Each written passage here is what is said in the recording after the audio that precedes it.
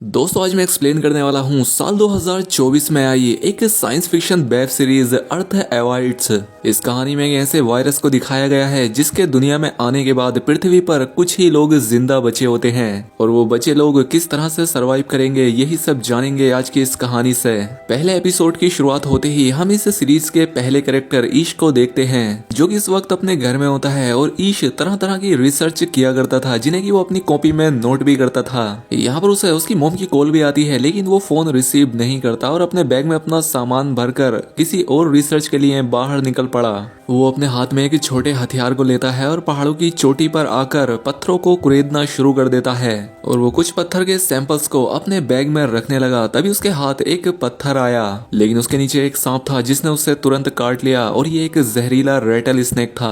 अब ईश इस सब से घबरा गया। जल्दी से उसने मदद मांगने के लिए किसी को कॉल की लेकिन उसका फोन भी नीचे गिर जाता है, इसलिए वो देरी ना करते हुए तुरंत अपने घर की तरफ दौड़ने लगा। वो अपने घर आकर पानी पीता है। उसकी आंखें अब धुंधली होने लगी थी क्योंकि उसे जहर चढ़ने लगा था और इसलिए वो बेहोश होकर यहाँ पर गिर गया और अगले 2-3 हफ्तों तक बेहोश रहा। उसे कुछ होश नहीं था कि वो कहाँ पर पड़ा है। हालांकि बीच बीच में उसकी माँ उसे कॉल करने की भी कोशिश कर रही थी लेकिन उसका फोन तो पीछे पहाड़ों पर ही छूट गया था। खैर अब 2 हफ्तों के बाद जब उससे होश आया उसने अपने हाथ को देखा जो कि पूरी तरह से ठीक हो चुका था। अब क्योंकि उसके घर में खाने पीने का सामान तो था नहीं इसलिए वो अपनी गाड़ी लेता है और उसने शहर की तरफ अपना सफर शुरू कर दिया। लेकिन जैसे ही वो शहर पहुंचा उसे यहाँ पर जो नजारा दिखा उसे देखकर ये दंग रह जाता है क्योंकि शहर में उसे अब कोई भी इंसान नहीं दिख रहा था। पूरा शहर खाली हो चुका था। हालांकि गाड़ियां और दुकानें पहले की तरह ही सही सलामत थी पर कोई इंसान यहाँ नहीं था। ऐसा लग रहा था जैसे पूरे शहर को लूटा गया हो। सामान इधर उधर बिखरा पड़ा था और कुछ लोगों की लाशें भी यहाँ पड़ी थी। ये देखकर वो घबरा जाता है। यहाँ बोर्ड पर एक इमरजेंसी अलर्ट लिखा हुआ था जिसमें लिखा हुआ था कि एक वायरस एक महामारी आ चुकी है, इसीलिए सभी लोग जल्दी जल्दी अपना शेल्टर ले लो। और अब अमेरिका में कोई भी सरकार नहीं है इसलिए वो अपनी गाड़ी में बैठा और यहाँ से निकलने लगा। अब इसलिए वो जल्दी से अपने पेरेंट्स के घर जाता है लेकिन यहाँ का नजारा भी शहर जैसा ही था, यहाँ भी कोई नहीं था। अब वो अपने मोम डैड के घर के अंदर गया और यहाँ उसे महसूस हुआ कि उसके पेरेंट्स कमरे में हैं लेकिन अब वो दोनों इस दुनिया में नहीं थे। ये चीज ईश को तोड़ देती है लेकिन वो फिर भी हिम्मत दिखाता है और वो अपने बगीचे में आकर ग्रेव खोदने लगा और काफी देर गड्ढा खोदने के बाद वो अपने मोम डैड की लाश को उसमें दफना दिया।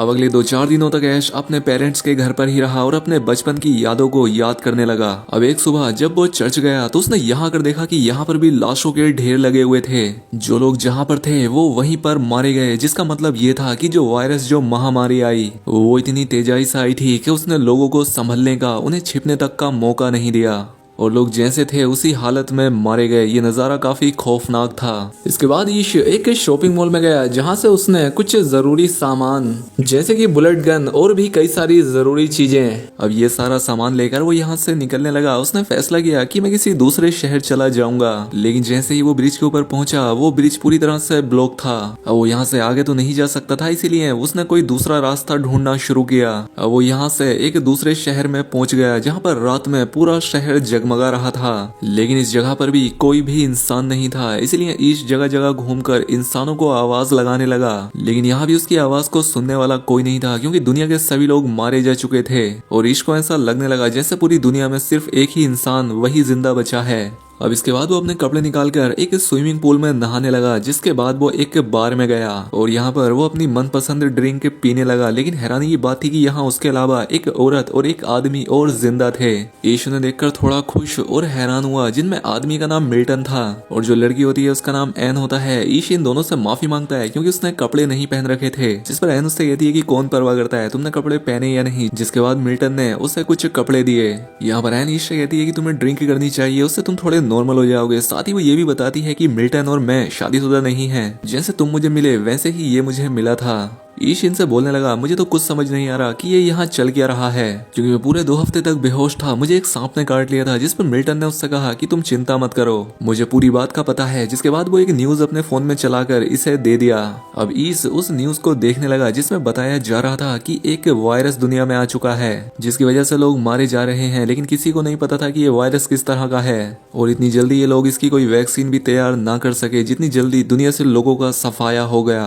अब ईश इन दोनों से पूछता है कि कोई तो ऐसी जगह होगी जहाँ लोग जिंदा होंगे, लेकिन ये दोनों इसे बताते हैं कि ऐसी कोई भी जगह नहीं है, बस हम तीनों ही जिंदा हैं और तुम्हें भी हमारे साथ में ही रहना चाहिए। लेकिन ईश इन लोगों के साथ नहीं रहता और वो यहाँ से चला जाता है और इसके बाद वो एक बड़े से होटल में आ जाता है जहाँ पर वो जमीन पर ही सोता है। खैर अगली सुबह जब ईश उठा तो वो एन और मिल्टन को आवाज लगाने लगा, लेकिन वो दोनों इसे कहीं भी नहीं मिलते। ये उन दोनों को हर जगह ढूंढने की कोशिश करता है। वो इन्हें ढूंढता हुआ एक चेंजिंग रूम में आ गया जहाँ उसे एन मिली। वो यहाँ अपने कपड़े चेंज कर रही थी। उसने अपने कपड़े ईश के सामने ही उतार दिए। एन उसे बताती है कि मैं यहीं पर पली बड़ी हूँ, लेकिन अब ऐसा लग रहा है जैसे मैं भी मारी जा चुकी हूँ।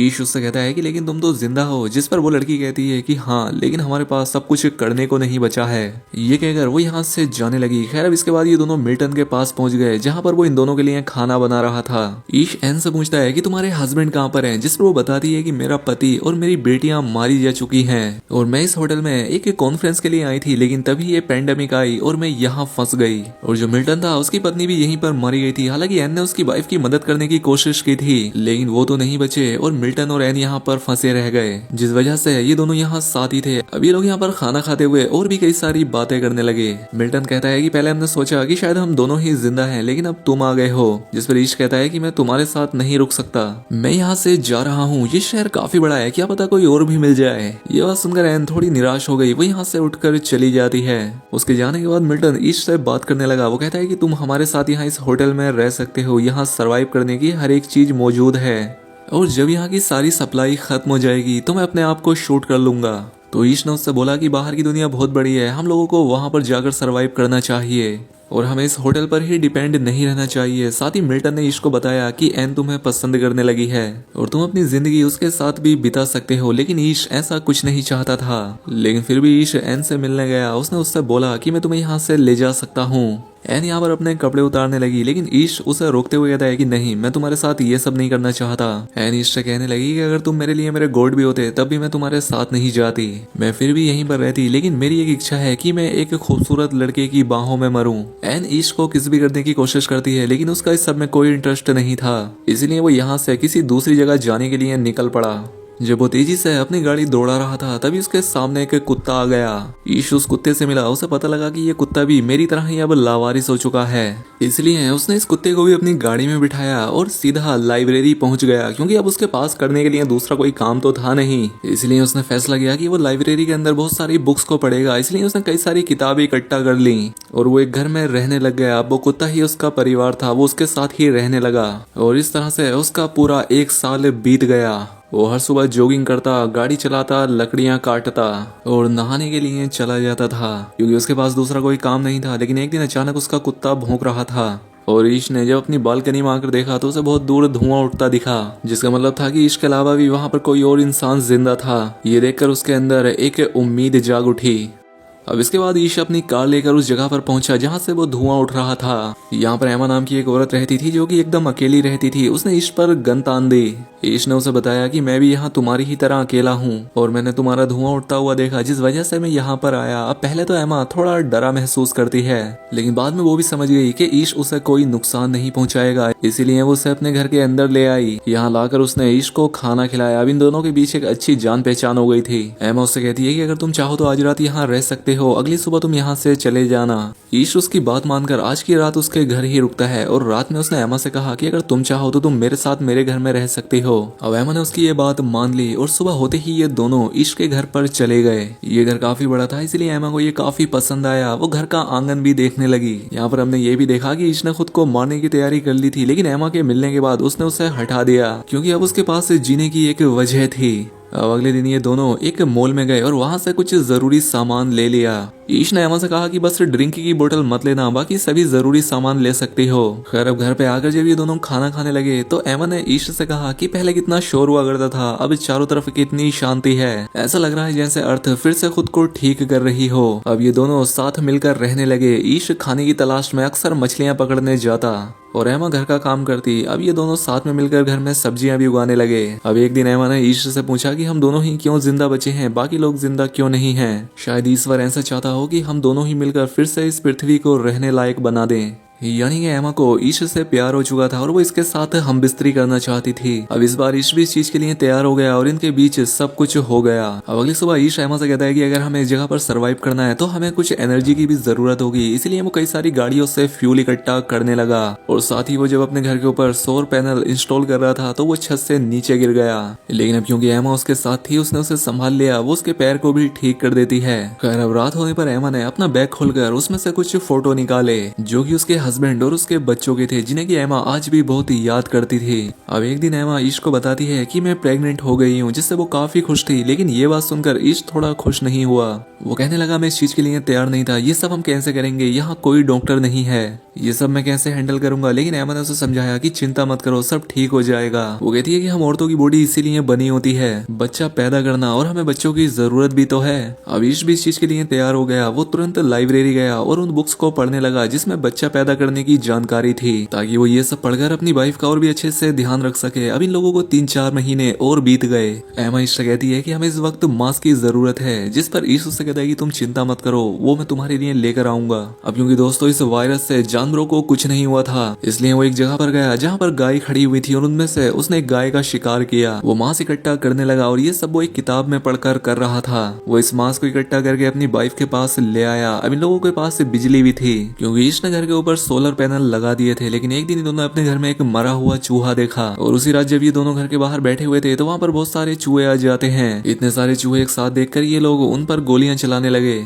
और एक जगह पर आग भी जला दी ताकि वो चूहे यहाँ से दूर रहें। लेकिन अब वो चूहे इनके घर के अंदर आने लगे, इसलिए ये लोग घर के सभी खिड़की और दरवाजे बंद कर देते हैं। लेकिन तभी इन्हें रियलाइज हुआ कि इनका जो कुत्ता है वो घर के बाहर था और बहुत सारे चूहे उस पर हमला कर रहे थे, जिसके बाद ये लोग किसी तरह से उस कुत्ते को अंदर लाए और उसका इलाज करने लगे। अब ईश इन सारी चीजों से काफी टेंशन में था। वो एमा से कहता है कि कहीं डिलीवरी के वक्त में तुम्हें खो ना दूं, क्योंकि ऐसा अक्सर औरतों के साथ हो जाता है। जिस पर एमा उसे समझाती है कि बिल्कुल नहीं, मेरे साथ ऐसा नहीं होगा, क्योंकि मैं पहले भी बच्चे पैदा कर चुकी हूँ, लेकिन अब मेरी दोनों बेटियां इस दुनिया में नहीं है क्योंकि इस वायरस की वजह से वो मर चुकी है। मैं भी बिल्कुल अकेली हो गई थी और मैंने भी अपनी जान लेने का सोचा, लेकिन फिर बाद में मैंने सर्वाइव करने का फैसला किया और आज मैं तुम्हारे साथ हूँ, हम दोनों मिल गए, इसलिए तुम्हें घबराने की कोई जरूरत नहीं है। खैर अब सुबह हुई और जब ये लोग घर से बाहर निकले तो देखा कि घर से बाहर अब कोई चूहा नहीं था, सारे चूहे जा चुके थे। यहाँ पर सिर्फ कुछ बिल्लियां थी जो कल रात मरे चूहों को खा रही थी। अब एमा की डिलीवरी का वक्त आ गया था। हालांकि वो ये पहले कर चुकी थी, लेकिन ईश के लिए ये पहली बार था। वो घबराया हुआ था। अब डिलीवरी के वक्त जब एमा का बच्चा बाहर नहीं आ रहा होता तो वो ईश से कहती है कि तुम्हें बच्चे को घुमाना होगा। ईश के लिए ये काफी मुश्किल काम था, लेकिन फिर भी वो करता है। वो बच्चे को घुमाता है और वो उसे बाहर निकाल लेता है। एमा ने एक छोटी बच्ची को जन्म दिया था। अब अपने बच्चे के पैदा होने के बाद ईश भी काफी इमोशनल हो गया। उसकी आंखों में आंसू थे। उसने उसी पल ठान लिया कि इस बंजर दुनिया में वो फिर से इंसानियत को कायम करेगा। अब ईश अकेला नहीं रहा था, उसका अपना एक परिवार था, लेकिन अब उसके परिवार के साथ ही उसकी और जिम्मेदारियां भी बढ़ गई थीं। अब एमा ने एक बड़ा कदम उठाया। वो चाहती थी कि और भी लोग आकर यहाँ उनके साथ रहें, इसलिए उसने शहर के चौराहे पर जाकर पेंट से लिख दिया। उसने अपना पता लिख दिया और कहा कि अगर कोई सर्वाइवर जिंदा है तो इस पते पर आ जाए। और उसके बाद ही हम इस चौराहे पर एक इंसान को देख पाते हैं, जिसका मतलब ये था कि इन लोगों के अलावा कोई और भी अभी जिंदा है। अब ये सर्वाइवर कौन है, ये इनका दोस्त साबित होगा या इनका दुश्मन? क्या ये इनके हंसते खेलते परिवार में और खुशियां लाएगा या उन्हें उजाड़ देगा? जानेंगे सीरीज के तीसरे एपिसोड में, जिसका अगला पार्ट तभी आएगा जब आपने इस वीडियो पर कमेंट करके पार्ट 2 लिखा। बाकी दोस्तों अभी तक आपको ये सीरीज कैसी लगी हमें कमेंट में बताएं। साथ ही चैनल को सब्सक्राइब और वीडियो को लाइक भी कर लें। मिलते हैं हमारी अगली शानदार वीडियो में।